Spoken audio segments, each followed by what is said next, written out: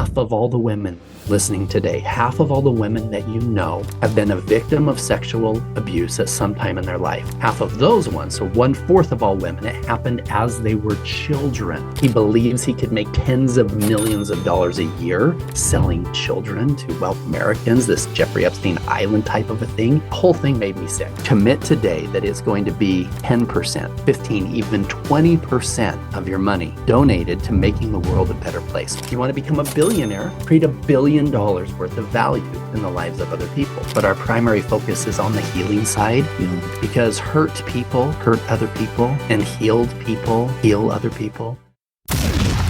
You're listening to the Real Business Connections Network. Real Business Connections Network. Powered by Balbert Marketing, LLC. Subscribe now and check us out at realbusinessconnections.com. Enjoy the show. To be honest with you, Paul, I just rewatched Sound of Freedom last night, and I didn't want to do this podcast. I feel like for my own exploration, my own philanthropy, and for providing it to the audience, I feel like I need to do this podcast. But I was even asking my girlfriend to watch it with me, and she refused to. It's a heavy subject, you know. You go to that in a theater, and it's silence at the very end. Either that, or everybody stands up and claps. But it's very emotionally moving, and that's what we wanted. We wanted to create a global impact and a movement, and that's exactly what's happening. It's happening right in front of us, and to start on a lighter note and work into The Sound of Freedom, which was an incredible film, incredible story, and I love the awareness it's bringing. I find it really interesting where this all started. You kind of tell a story about how your mentor taught you something that completely changed the course of your life. What was that thing that your mentor? Who was your mentor? What did they teach you? Actually, I tell people I had a lot of mentors. You know, in life, the old adage that experience is the best teacher, that's wrong. Somebody else's experience is a way better teacher because you don't waste years doing the wrong thing. And I realized the value in having somebody who's been there before early on. And so I had a number of different mentors, a number of different guys that were successful in different areas. In fact, the reality is you can have one mentor that's really good at helping you through relationship stuff that sucks in business. And you might have a guy who's really successful in business. You look at the fruit on the trees, right? If he's on a third marriage and is failing, then he's not your mentor from a relationship standpoint, but he may know a lot about the business world. And so, I had a close friend of the family when I was in my 20s. I was going to be a doctor. I wanted to be a pediatric cardiologist, not a regular doctor, but a surgeon, not a regular surgeon, but a heart surgeon, not a regular heart surgeon, but one who operates on children. And I got in a major car accident, severed all the tendons in my hand, and they didn't know if I'd have the dexterity to be a surgeon. And one of my therapists said, "Well, you can be a regular doctor." And I said, "Well, I don't want to be a regular anything, no offense, but I wanted to be a surgeon. I wanted to be a heart surgeon, and wanted to just be the best of the best." And so I changed my major into business, and I had a friend actually who said, "Paul, why do you want to be a doctor anyway?" And I said, "I'll be honest. I'll want the money. I'll go to school for 12 years so I can have a Ferrari." That's how I think. And he said, "You have a unique gift with people, so much so that I'm willing to mentor you. I'm not going to do any work for you. I'm not going to loan you any money. But if you do what I teach you to do, you'd be a millionaire by the time you're 30 and you'll have the time to enjoy it." And I said, "Okay, well, what do I do?" And there was a whole list of things that we could go through here for the young entrepreneurs and talking about. And, one of them, I'll touch on two of them. Charity Please. Will be the second one. The first one, he said, "Paul," he said, "the most valuable piece of real estate you will ever own is the 6 inches between your ears." He said, "You develop that first. The entire world is yours." And most people fail at that. They get out of high school and they stop learning, they stop growing. He said, "Your car should be a university on wheels." He said, "From now on, the rest of your life, I don't even want you to know if your car radio works.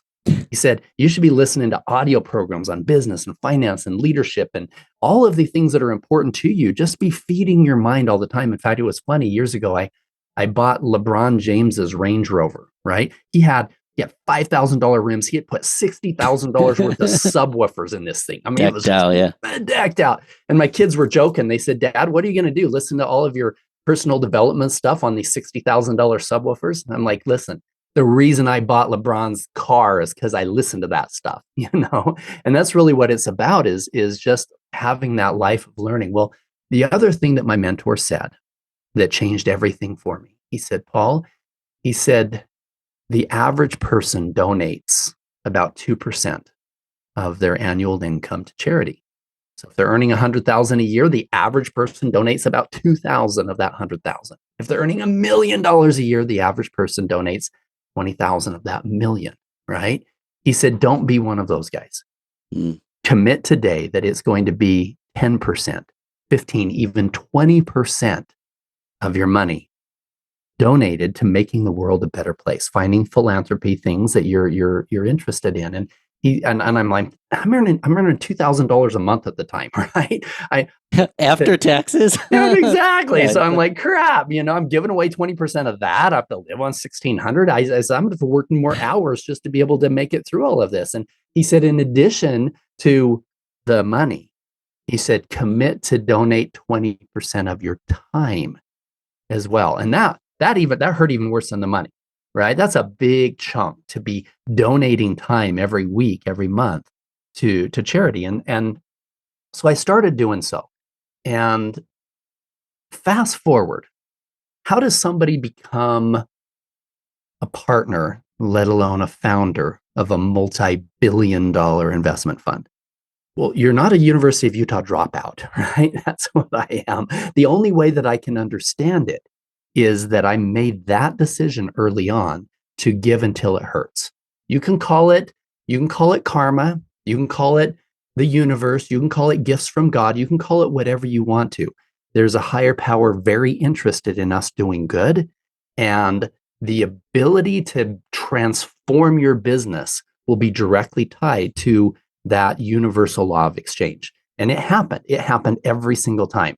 And even when I was doing the charity work, when we were still growing huge, I remember one time we had a big influencer. He had 50 million followers between all of his TV, radio, everything else.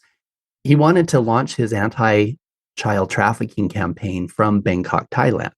And it was going to cost $100,000 to get him and his team to Thailand. But knowing the size of his audience and how many people would be affected by seeing what I had seen, I decided to fund that personally instead of anything in the foundation, and flew there, flew back. On the way back, as we touched down in the US, this universal law of exchange thing, right? I gave it until it hurt. $100,000 hurts no matter how rich you are, guys, right? Mm-hmm. And so I gave until it hurt. As the plane touched down here in the US, I had 2 voicemail messages on my phone that popped up. Boom, boom. The first one was from one of the owners of the largest hotel chain in the world, saying, Paul, I've looked at the numbers. I want to give you another $10 million to invest in your senior housing fund. The other one was from the owner of one of the largest gas station chains in the world, saying, with even a bigger number. And my income from those 2 voicemail messages, multiples exceeded what I had just invested, what I had just donated into the charity work. And this happens every single time. And so that's kind of the world I was working. In fact, way back in the beginning when I was, okay, I got to give some money away. I was, driving downtown, seeing guys on the side of the street with the sign, anything helps type of a thing. And I would donate all the time there. But I didn't know if they were there by choice. They'd made some bad decisions. Now they're going to use my money for drug money. It was difficult. It was super difficult. Now, I still help anywhere I can in those situations. But at the time, I decided, you know what? I want to focus on what I consider the truly innocent children. A 9-year-old child in a position completely outside of any choices that she made. So I started donating time at Primary Children's Hospital or One Life at a Time or I was on the Make-A-Wish board of directors for the next 7 years. I was the incoming chairman in our area for Make-A-Wish when I got a call from our attorney general that brought me into the anti-trafficking world, which ended up with the movie The Sound of Freedom later. So that's a whole other story.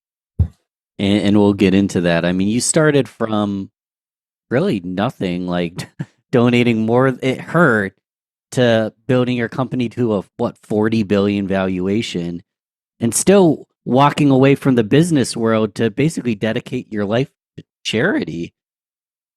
Was it through that one conversation? Are you wired differently? Like what? You're a madman, Paul. You're a madman. You're so funny. Well, honestly, I had a charitable side to me. I was always helping, but at the same time, it's okay to have a vision board with nice stuff on it, right? There's nothing wrong. There's nothing wrong with having 2 helicopters, a jet, and a basketball court in your basement. There's nothing. I wouldn't mind LeBron James's vehicle. That sounds fun. Exactly. It's okay to have this beautiful lifestyle. It's okay.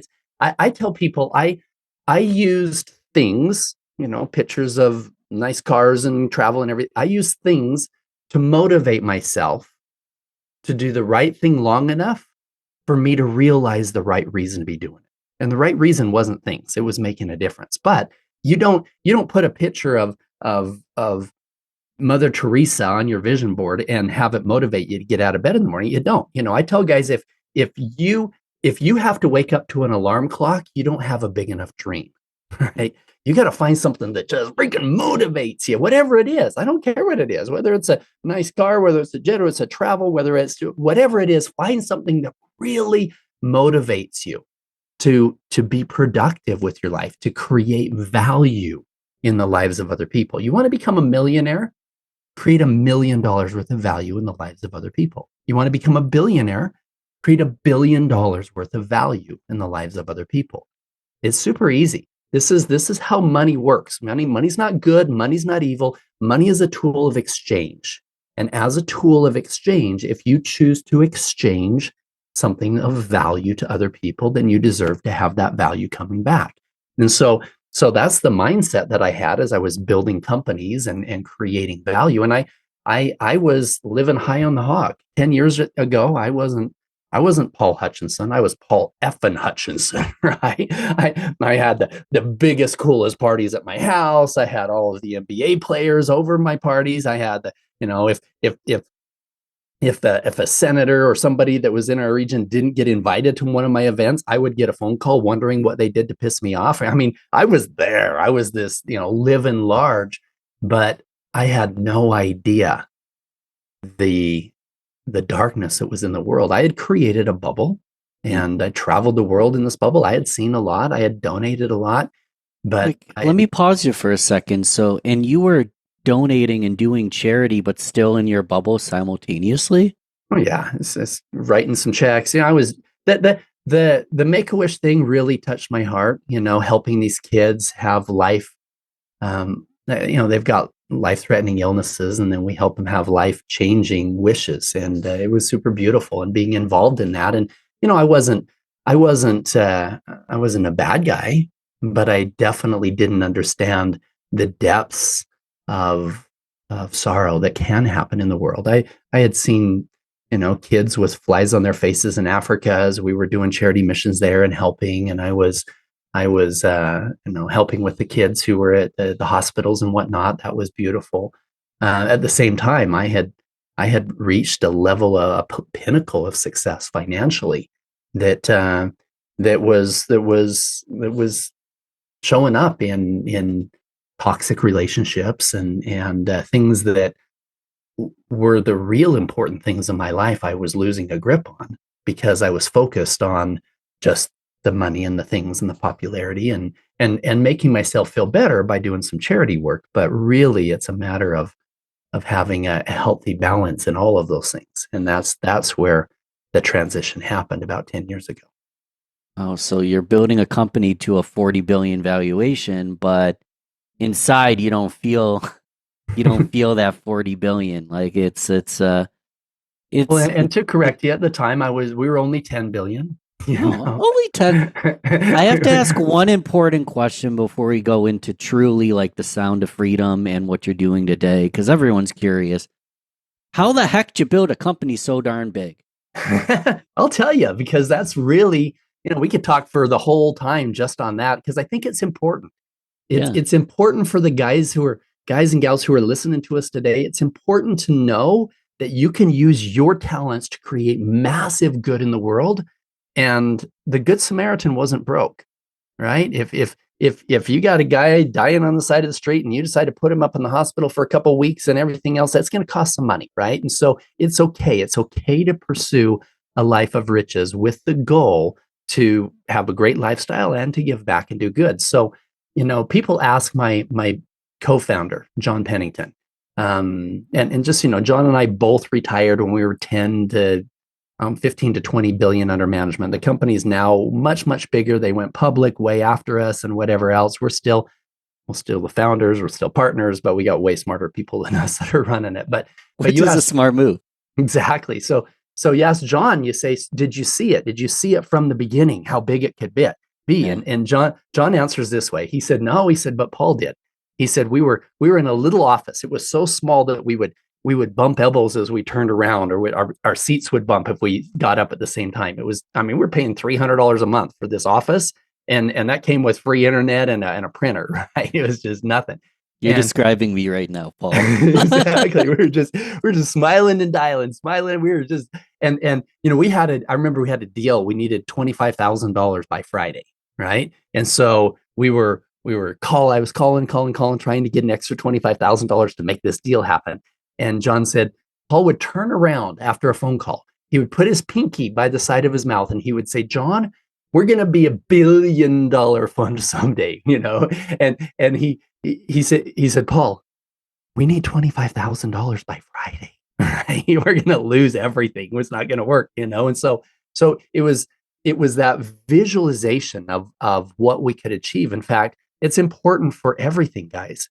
All you have to do is decide what it is that you want and see it, emotionally be there with everything in your being, and it will literally co-conspire with the universe to create those things in your life. It will bring the right people, the right circumstances, the right opportunities will come to you. In fact, I tell this story about getting to a destination. If I called my sister was a travel agent for a while. If I called her up and said, "Hey, Tiffany, I want to be on a 737 tomorrow at 3:00," she would say, "Well, where do you want to go?" And I would say, "Well, I want to make sure that it has 2 engines, not one. I want to have blue wings." And she would think I'm crazy, right? But this is how most people live their lives: is they're trying to identify the vehicle before they identify their destination. And so if I said, "Hey, Tiffany, I need to be in New York. I'm speaking tomorrow at 7 p.m. How can you make sure I get there? I need to be in JFK Airport by this time, whatever." Well, she would say, you need to show up at this airport at this time, and it's irrelevant what color the plane is, right? It's irrelevant whether it's seats 200 people or 100 people. It doesn't matter, because that's the one that's going to that destination. So rule number 1 is clearly identify your destination. Once you have that clear, then the vehicles that will sustain you and get you there will start showing up. And that's what it's all about, from the beginning, getting super clear about what we wanted to create. You said rule number 1, identify the destination. Is there more rules? Let me hear the laws. The laws of success with Paul Hutchinson. There's a whole bunch of them. Identifying where you want to be is the most difficult thing for people. I'm going to touch on this, and this is important to put this in the right perspective. Most people think that faith is a religious term, right? Go to church and ask God to fix things in your life that you don't believe are going to be fixed. That's not faith, right? Faith is a principle of power. It's one of the most powerful laws in the universe. And it's simply this: it's the unwavering conviction that what I want to have happen will happen. The problem is that most people have a hard time with unwavering conviction about anything. Should I marry this woman? Should I start this new job? Should I invest in this thing and whatever? And it's because they don't know if it's in line with what their God wants, right? I have none of that, Paul. I have I have 0% unwavering conviction, so I'm here to learn. Well, and how I fine-tuned it, I learned it when I was young, when I was about 14 years old. My father gave me, I went in and I said to my dad, I said, how do I become successful? What is life all about? How do I, what are the keys to success? And he gave me two gifts. Number one was a book called How to Win Friends and Influence People by Dale Carnegie, helping me understand that everybody that I talk to is 1,000 times more interested in themselves than they are me. And putting myself truly in their shoes and being able to have those conversations from a pure compassionate standpoint was super valuable. Well, then he gave me an audio program by Brian Tracy. It was called the Psychology of Achievement. And in that audio program, and this was 35, 40 years ago, right? I'm old now. And in that audio program, Brian talked about how everything starts here. It starts with your visualization of where you want to be and tied into the emotional aspect, the heart standpoint of really feeling into it. I believe that gratitude for things that have not even happened yet in your life is the purest form of that faith. If I do as part of one of my meditations, I will express deep gratitude for the things that are super easy to express it for, the things that are already in my life right now today that I'm super grateful for, right? I feel that gratitude. I express that gratitude. Then phase two is I express gratitude for the things in my life that got me here, even the things that weren't all that exciting at the time, but they got me to this point, and expressing gratitude for all that was, all that is, and then expressing gratitude for what will be. And visualizing those things that I'm creating, those things that I'm drawing into my existence, into my life, visualizing those and feeling them as part of my life so real that I can express gratitude for them before they even happen, right? So this is all part of this visualization manifestation techniques that are super powerful. In fact, a quick story, a side note story that I think is important. My first wife, don't come to me for relationship advice 10 years ago. I had screwed up multiple things, but I figured it out now. So my first wife, when we first got married, she was a little over 100 pounds. She was 5'9", 112 pounds. She was a model for McCarty's.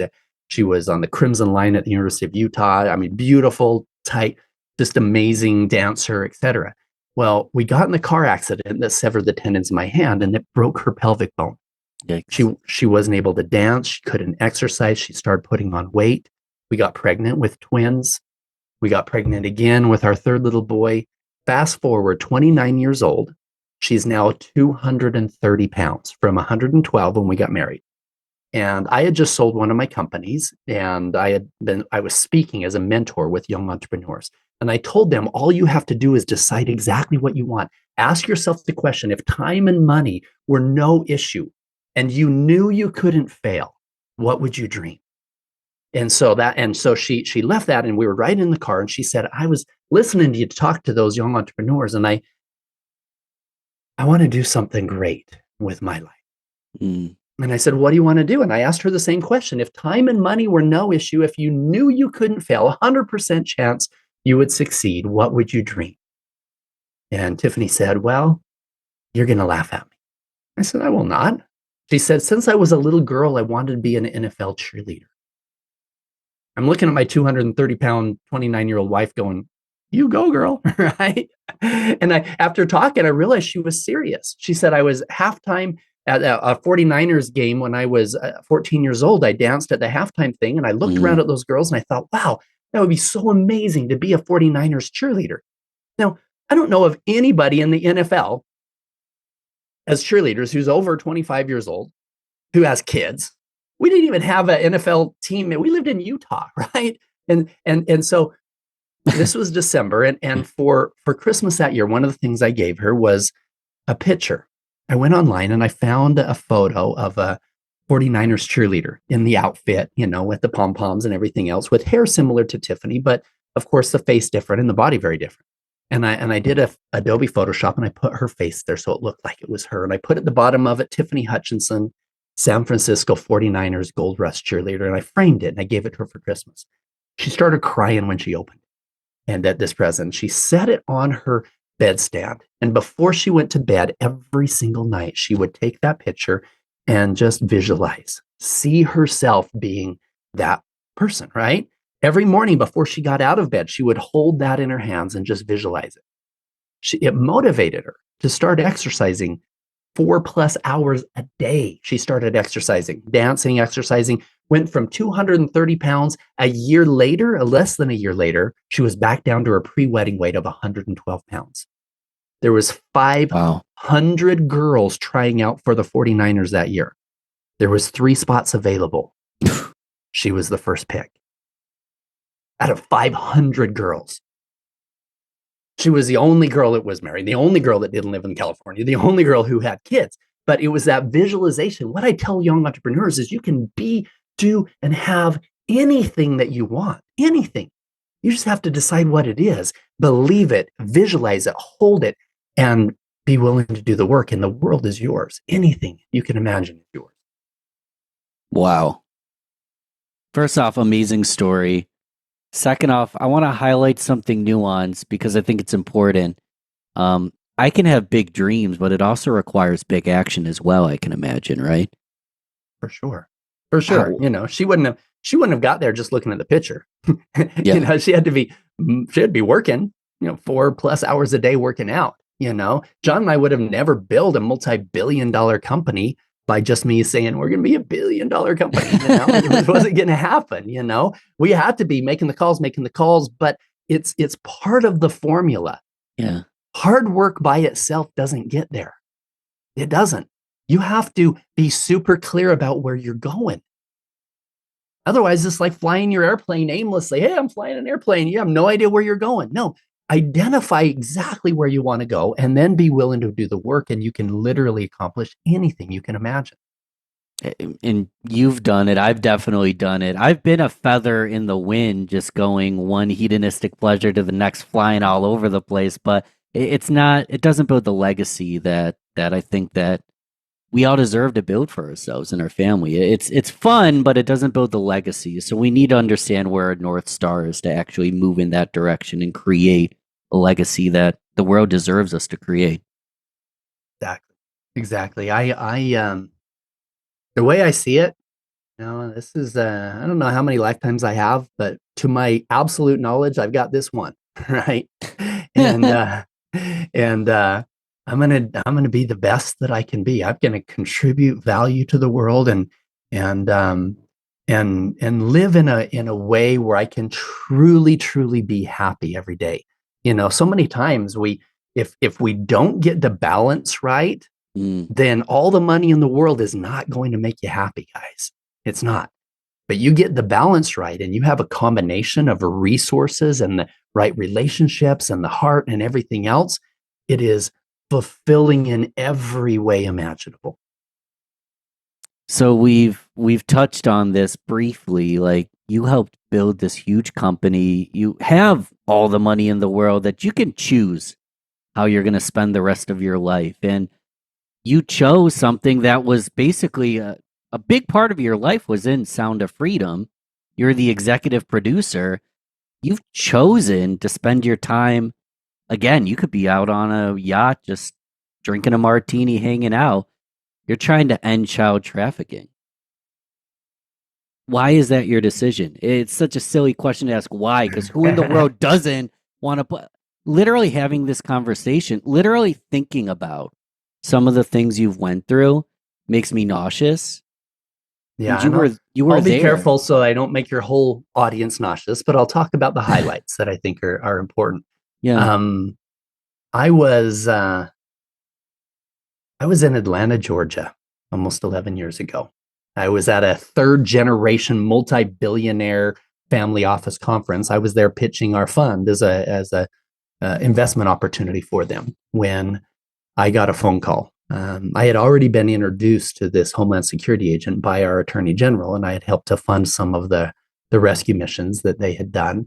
And then I got a call from this agent, the one that Jim Caviezel plays in the movie, and he said, Paul, he said, I'm in Cartagena. There's not just 20 children here. There's more than 50, and there's more than 100 children in the other cities in other rings. He said, we have to take them all down on the same day at the same time. Otherwise, the word will get out and we'll lose those other kids. We've got to do a simultaneous operation in 3 cities. We believe that we can rescue more than 100 children in one day. And, but I need your help. And my big ego me is like, oh, well, how much do you need? He said, I need you. Can you be in Colombia in 2 days? He said, the head trafficker has a piece of property that he wants to develop into a child brothel sex resort. He needs a few $1 million to make it happen. He believes he could make tens of millions of dollars a year selling children to wealthy Americans, this Jeffrey Epstein Island type of a thing. It made me sick. The whole thing made me sick. And he said, where we need you to play in is we believe this guy's connected with all these other traffickers. We need to get him to call them and bring all their children to the same place on the same day. And we believe he'll make those calls if he thinks that the only way that you're going to fund his resort is if he can prove to you that he can be successful with it. If he can prove to you he has all of the children, all the inventory to fill it up. And so you fly down here and convince him that you'll fund it under one condition. You're going to have a party and he's going to bring all of his existing children together so we can do this thing and rescue them all. And immediately I accept it. He says, can you be in Colombia in 2 days? And I said, absolutely. What do I need to wear? He says, come as a wealthy, investor, wealthy playboy, business investor and whatnot. And I looked down at the time, I had $2,000 cufflinks on at the time, a $50,000 watch, right? So I had the outfit. Now he knew more about my background than most people. I have a certain set of skills that makes me somewhat safe in a dangerous place. But I was set financially. My business partner who was there heard the conversation. My other one, the co-founder, John, called me an hour later and he said, Paul, I heard what you are planning to do this week. He said, have you thought through this? This is really dangerous. He said, you're set. You could sell out today. You could buy an island. You could be happy the rest of your life. And I said, would I really be happy if I bought an island, if I bought another plane, if I bought a boat, whatever? Would I really be happy? I said, John, tell me this. If I was doing something else dangerous tomorrow, if I was climbing Everest, you and I would have the same conversation, wouldn't we? He goes, yeah, we probably would. I said, and when I'm 95 years old and I'm looking back at my life and I say, I'm talking to my great grandkids and I say, I built, I climbed this mountain and I helped build this multi-billion-dollar company and I helped rescue this many children from slavery. Which one of them matters at all? And John said, you're right. You've got the skills. You've got the profile they need. Even if you just rescue one of those kids, it's going to be worth it. And it ended up being the largest child rescue mission in one day in history that I knew of at the time, 120 plus victims in one day. Well, thank you. I was interrupting you because what's going through my mind is, aren't you scared? And my God, was it worthwhile? Well, I'll tell you this. I didn't know what I was getting into. I was ignorance is bliss in that scenario. It was. I was like, oh, I can handle this. He says, listen, we got you covered. Come in dressed as the part. We have former Navy SEALs and Green Berets pick you up at the airport in a fully bulletproof car and all this stuff. He says, you're going to be set. I'm like, okay, good. All right. So I put my aviator 18 karat gold sunglasses on and my, my watch and I've got a suit that costs more than my first car on, right? And I jump on the plane the next day and boom, head down. And there was a layover in Bogota on the way to Cartagena. And this layover got bumped. And the the people at the airport were super pissed, almost to the point of creating a riot. And I'm like, crap, I've got to find a place to sleep for the night. And it's not here at the airport, that's for sure. And so I went out front, hailed a taxi, looked like a reputable taxi. I'm dressed like a target. Now realize that there was a time in Colombia where you could pay $200 to have somebody taken out. So if I looked like I was worth more than $200, I was a target. And I was definitely a target. And so I hailed this taxi, said, hey, just take me to the Marriott. We start driving. I'm tired, got my Gucci bag, all my shit, and he passes the Marriott. And the Marriott, Marriott right there. He goes, no, hotel. I'm like, what? He passes the next exit and the next one. I'm like, no, that's the freaking Marriott. He takes this exit, this seedy part of town. This is dark. There's prostitutes, there's drug dealers, there's a bunch of thugs. They're standing there, and he stops in front of this old rundown place that looks like you can pay by the hour hotel. He goes, hotel. I said, no, Marriott. He goes, no, hotel. I said, no, Marriott. He goes, no. I mean, it was obvious he wanted me out of the car right there in that neighborhood, right? It was an absolute, I wouldn't have made it. And fortunately, I had donated a lot of money to some foundations that help with fallen police officers and stuff like that. And as part of it, they gave me an honorary colonel police badge, right? It happened to be in my bag, just in case anything crappy happened. Well, I pulled out this badge finally. I showed it to him. I says, Policia, Marriott, ahora, police, Marriott now. So of course he takes me to Marriott. I thought, crap, this is, and I pull into the Marriott, and the guys that are there have full automatic weapons. These are the guards at the front gate, and I'm like, crap, you're not in Kansas anymore, are you, Paul? Right? So, and the next morning, of course, I fly in, get picked up by these Navy SEALs and taken to meet these traffickers. And the whole while I'm thinking, maybe John was right. Have you thought through this, Paul? This is super dangerous. But in the end, I ended up leading or playing a key part in over 70 undercover rescue missions over the next 10 years because of what I saw there, because of the fact that when you see a child in that situation, it changes you. And I could not unsee what I saw.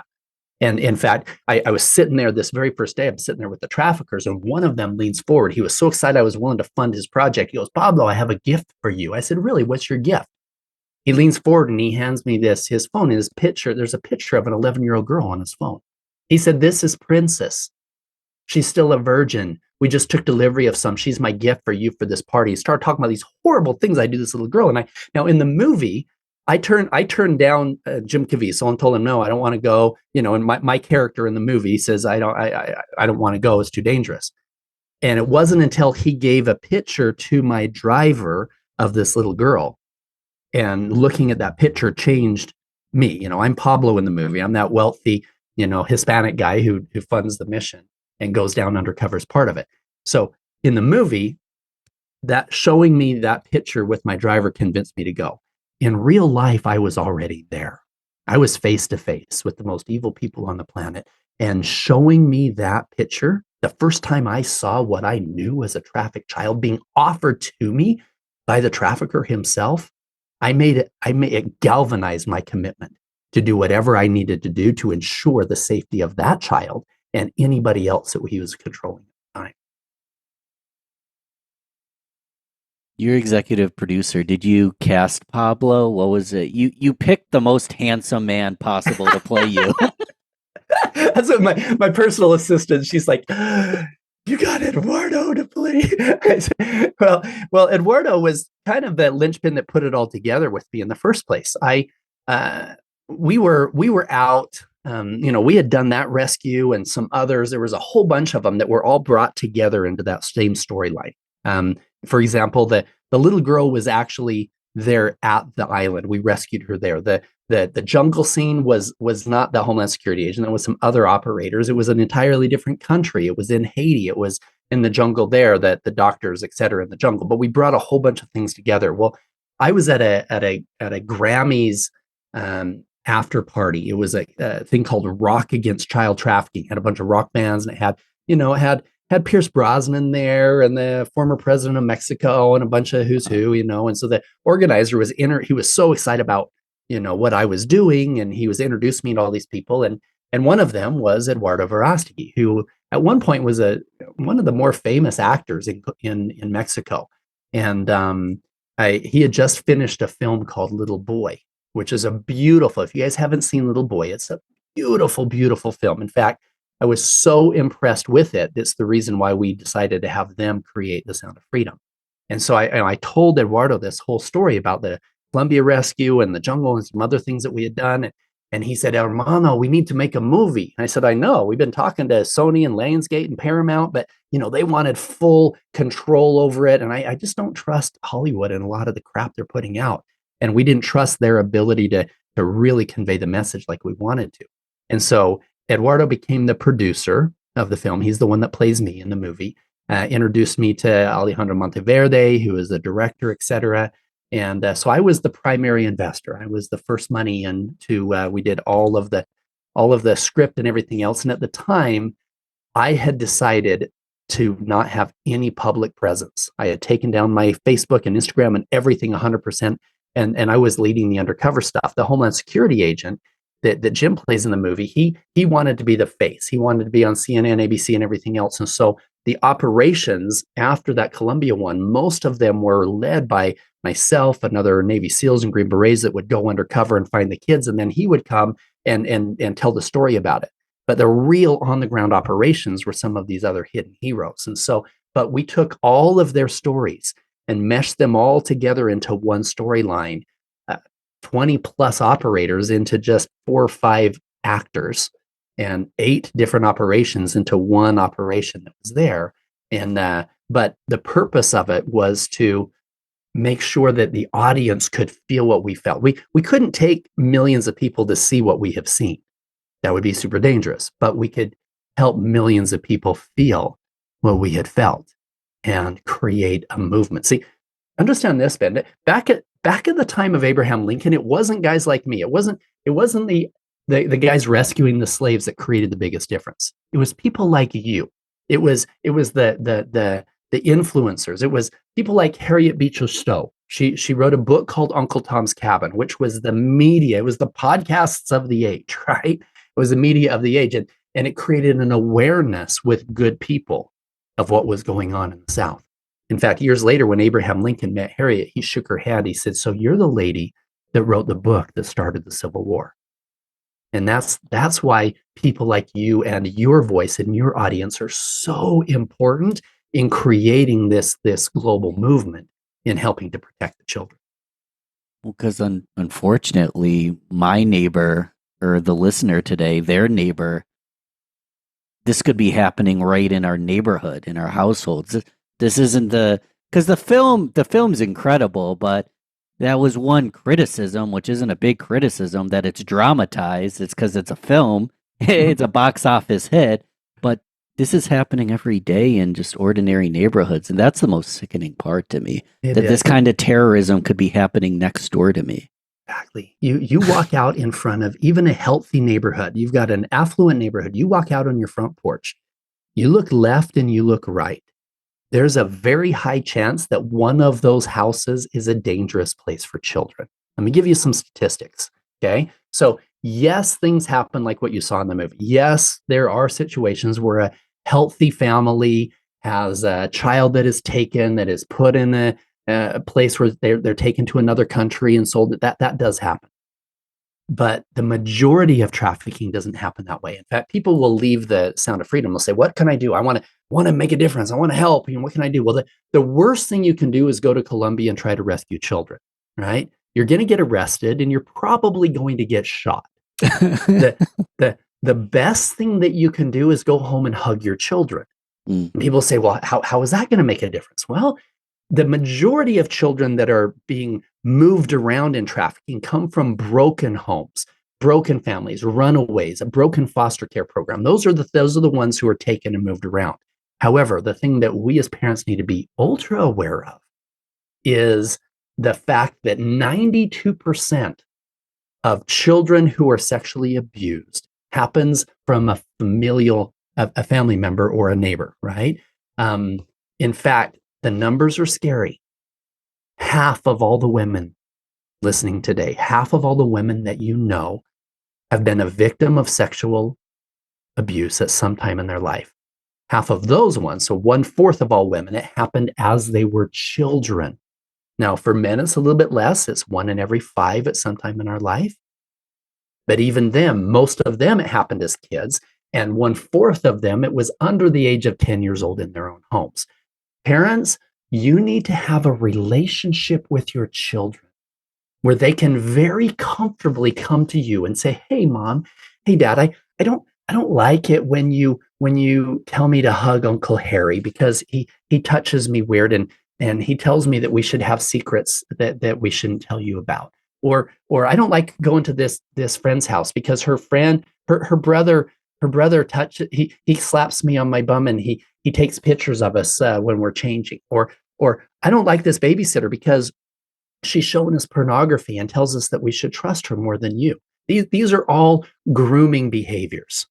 In fact, I have a book coming out called The Sound of Freedom. You can go to soundoffreedombook.com and pre-register for it. The first 5 chapters, in fact, first 5 chapters are all things on how to keep your kids safe and how to be aware of these things. It's, the making of an undercover operator, talking about the training that we have, but in a way where parents can be very, very aware of changes in attitudes of their kids or things that they can do to keep their children safe. It's a very empowering book. The movie is a motivating thing. It's going to motivate you to do something, but it doesn't tell you what to do, right? Yeah, The book is going to help parents know exactly the things that they can do to keep their children safe, to be aware when there's challenges, et cetera, et cetera. So having that close relationship with your children where they can comfortably come to you when things are off is the most valuable thing that you can do to keep your children safe. So powerful. I'll be one of the first people reading the book. I'll probably bring you back on. Obviously, The Sound of Freedom is available at any point right now. I don't think we gave too many spoilers, other than the fact Pablo's really, really handsome. But it's worth a watch. And I want how many? You said 75 plus missions. Yeah, it was last time I counted, it was well over 70. This counts. I count a mission as each time I went in undercover. Usually it was 5 to 10 different individual times undercover to culminate in one rescue operation. And that would be over a period of 3 or 4 months and going in because we wanted to make sure that we connected with any of the traffickers in that city. Otherwise, if we take down one, then the rest are going to come in and fulfill the void immediately. So making a massive, massive impact by connecting with anybody involved in trafficking and then doing a simultaneous sting and taking down all of those operations on the same day where we had different strategies in doing so. But that's what I did over a period of 10 years. And it's unbelievable. I'm just thinking in my head right now. It's like, I don't know what's worth. I really don't know what's worse. Just offing someone quickly or putting them through this kind of terrorism. It's literally mind-numbing to me. And so you and your team members have saved hundreds, if not thousands, of children. Yeah, we calculated between, I started the Child Liberation Foundation. You can go to liberatechildren.org and get more information on that. Between my foundation and others that I have helped to start and fund over the last 10 years, we calculated over 6,000 victims were recovered and returned to their families. I was not directly involved in all of those missions, but it's the ones that I was involved with were completely life-changing for me. And there's a beautiful light at the end of the tunnel. We can talk about the darkness, but these children being in a safe place, being resilient and coming back into a healthy family that can foster their healing process is the most beautiful part. In fact, that's what our primary focus is right now. The Child Liberation Foundation we still fund operations with other operators, but our primary focus is on the healing side. Healing. Because hurt people hurt other people, and healed people heal other people.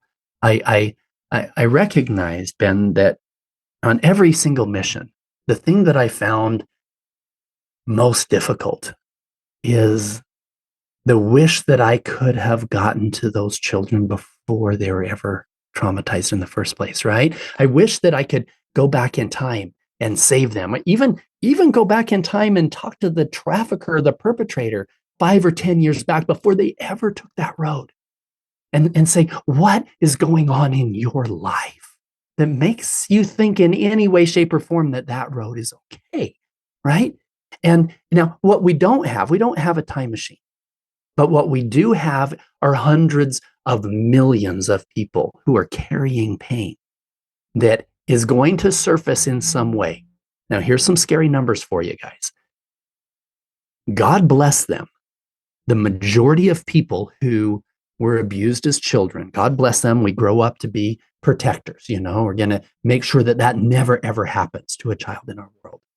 However, 1 out of every 3, especially men, 1 out of every 3, if not given the love, the help, the healing that they need, will grow up to become contact offenders in passing on their trauma in the form of verbal abuse, physical abuse, and in some cases, the sexual abuse of a child. And so do we just off everybody, boom, boom, boom, shoot them all dead and say, hey, if you've been abused, you got to go? No. What we have to do, and this is what Liberating Humanity is all about, helping people break free from their childhood trauma, helping people break free from their addictions to pornography and drugs and alcohol and things even worse, helping people break free from their toxic relationships and because of themselves, in a domestic violence type of helping people break free of all of those things. And it's not just the broken people. We had a fully immersive transformational healing retreat that we hosted 2 weeks ago. They were all former fund managers and real estate developers like myself who wanted to figure out how to break free from any self-limiting beliefs and come to a 4.0 version of themselves. That's the only way to fix child trafficking. Just fighting fire with fire, just doing undercover missions is never going to fix the problem. After 10 years of undercover, I realized there was more children being sold today than there was 10 years ago.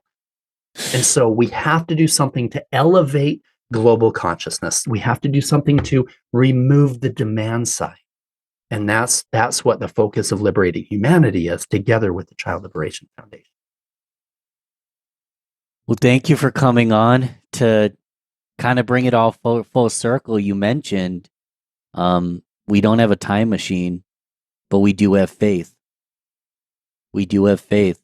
So tell me and the listeners at home, what now? This was heavy. You can repeat something you already said, but what can I go do now? Yeah, there's a lot of good things. So number 1, hug your kids. Hug your kids, develop that relationship so you can have that super clear communication with them. That's number 1. Number 2, heal yourself. Heal yourself. If you're carrying something and you don't even know what it is, and it's coming out in anger issues or dysfunctional relationships or pornography and even worse type of addictions, et cetera. What if you're trying to fill a void, if you're dealing with something that's heavy, get the help that you need. You can go on to Liberating Humanity and learn more about our retreats. We're able to get 10 years worth of therapy done in 4 or 5 days of deep guided meditation work and some of the tools that we use there. And so there are powerful tools that people can use to release those things that are holding them back so that we can create a better future for our children. The generational trauma is what's creating things like trafficking. Somebody doesn't just grow up and say, I'm going to go to Cambodia and go be with a 12-year-old. No, it starts with some trauma. They were likely abusing kids in their own neighborhood, in their own family, et cetera. And then it goes beyond that. And so finding ways to help adolescents heal and young adults heal before they ever get to the point where they hurt a child, that's the solution. That's the key. And if you want to be a part of what we're creating on the healing process and even the rescue of the kids, then come and join us. Go to liberatechildren.org and get some more information from the Child Liberation Foundation and help sponsor some of the safe houses and the things that we're doing. Thank you so much for all you do, for We have show notes. There's going to be a lot of links there. Don't be afraid to click it, to get involved. And I want to say anybody who's watching or listening this that knows me or listens to the show, if you need to reach out to me, I will connect you to these resources as well. But don't be afraid to speak up. Man, again, I didn't want to do this conversation, Paul, but I'm happy that I did. I appreciate you coming on the show. It's a conversation that needs to be had. Thank you, Ben. I'm grateful for you taking that leap of faith. Duty calls. Yeah. I'm grateful for you taking that leap of faith and bringing me on and allowing me to share with your audience from a place of the heart. This is about the children, and we can all heal. And in the process, we can create a better future for the kids. Thanks again for coming on. I appreciate you, Ben.